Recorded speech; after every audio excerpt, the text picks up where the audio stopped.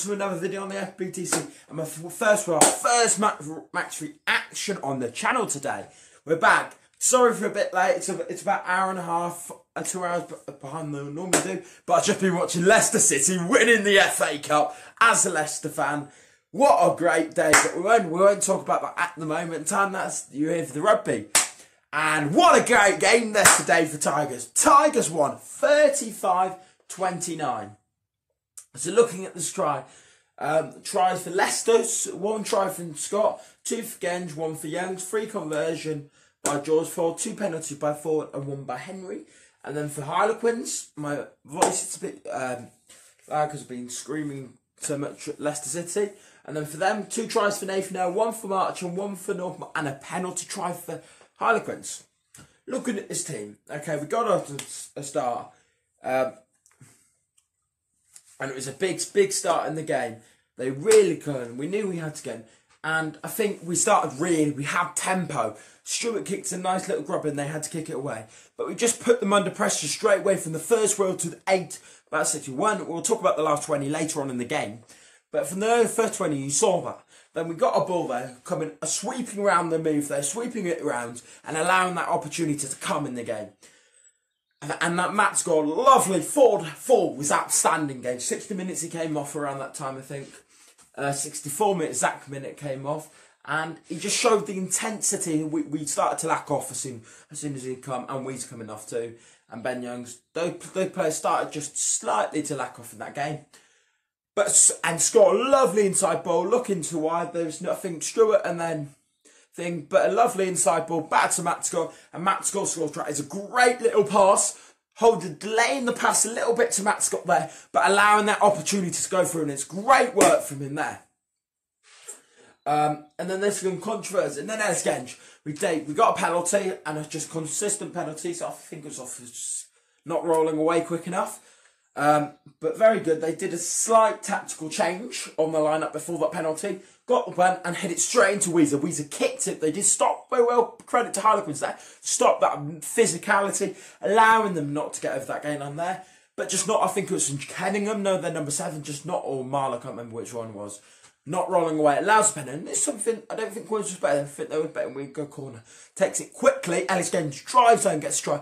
And with something to come on later, before his second try, so we're looking at now, he got a yellow card. Dan Cole got the yellow card, I think, for just a number of penalties. Okay, that just happens. A number of yellow cards, you know what's going to happen. It's simple as that. But then there was an incident some Quins fans are a bit salty about. I thought originally, first angle, I thought that could be a red.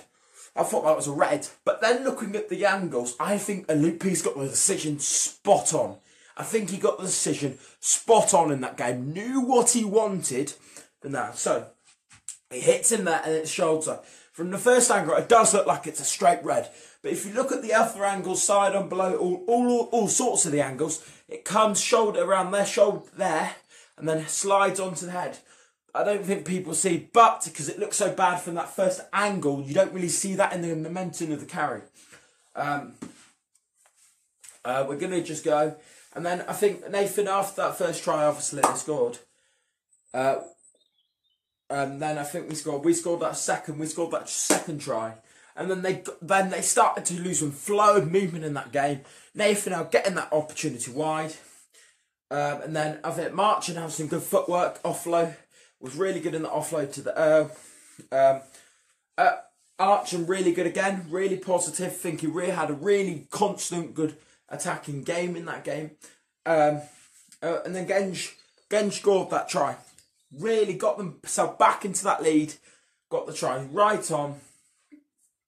Then got that carry, got the physicality. Somebody made that first carry, breaking that game line, nearly scored again. Then a couple of phases, and then a final push on Freddiec again, and Ellis Genge to score that try. And then Joe Marchand goes and scored him. What a hand! It's like 21-12 when this try goes home. It's all over the park in the first minutes. I think Marchand, I can't remember. He scored wide. They got their angle through and allowed them to go in the corner. And then just before half time, and I think this changed the game completely. If you're going 21-12, I think it's to 29-12, 20. I think they got a penalty too. And then Tom Youngs got off that rolling maul, I think, got the try, got off the rolling man, then got in the corner, and the big celebration going from 21 then to 29 was a big difference. And then George converts. He misses the Ellis getting second try to bring it 29-12 at half time. And then no marching, a penalty try. There's a penalty, not a marching try. It's a penalty try for Quinns. And then Marching scored. Marching, good footwork off the line. So he did, Northmore scores. I think Northmore scores. He scored a good footwork, creates the open gap, and I think they score. And then the final try that they were starting to really afloat in that final 20 minutes, started to really afloat the attack. I mean, Northmore just looked good. I think he looked good, and then Marching scored the try, and they thought they won it at the end, and they had a kick. This is what I want to talk about, because it's not going to match. Actually, not going to be really long. But they kicked it. And then off the line, oh God, we're going to lose this game. I know we're going to lose it. But that Kenny Miller, I think it's Ben Southwell, has that inside line. You can tell my voice is quite croaky. Inside line, and gets that turnover that's so important to that game. I think that was the moment, and gets that penalty and wins it. And the celebration from the players and the Quinns. Northampton win on Monday, could be back in the top 4 race.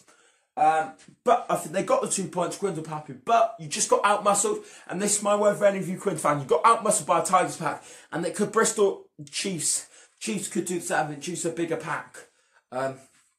Overall, I was very happy with it, and a bonus point that puts Leicester Tigers 6th with a Challenge Cup on Friday. We'll be doing a preview for around Thursday. I think, guys, it's been a great. What a who my man match. A couple of contenders, I'd say. Marcus Smith, Quinns was great.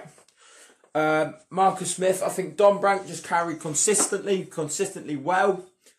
And for us, mentions, I think Harry Wells consistently does well. There's talk.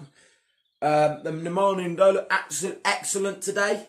Came off earlier, but because of the yellow card system. Stewart again, Ford was great when he was on.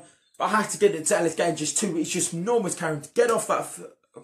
You might have felt down, but I think it was absolute. And Tommy Raphael coming back was a mass. I think he was superb again. Really slowed that ball down. That back row really worked well in tandem.